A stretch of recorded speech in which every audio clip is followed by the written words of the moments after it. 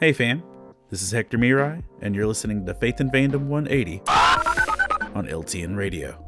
So this past Saturday, I am watching the WWE PLE event, Money in the Bank, one of their monthly, hey, you got to change the channel to go to Peacock events. And as I'm watching it, stuff's happening, it's wrestling.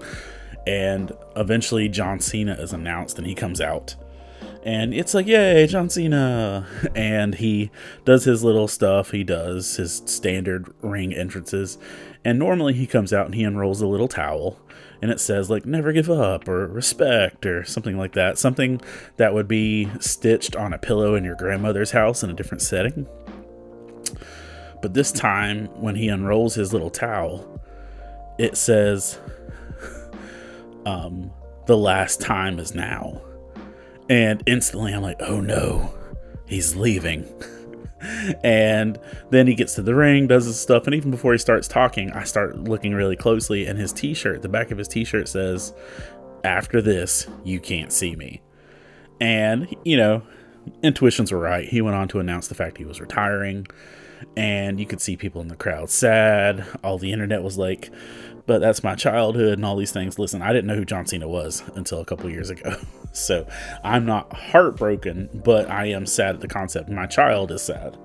But as I'm watching the response, the whole thing, it just makes me think of the disciples when Jesus was telling them he was leaving and coming back. As John Cena said, yeah, I'm hanging up the jorts. I will no longer perform, but he'll probably be like a ring announcer or backstage or something.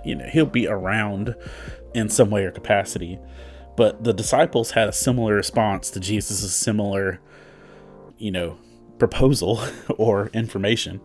John 16 verse 16 says, Jesus went on to say, in a little while you will see me no more, and then after a little while you will see me.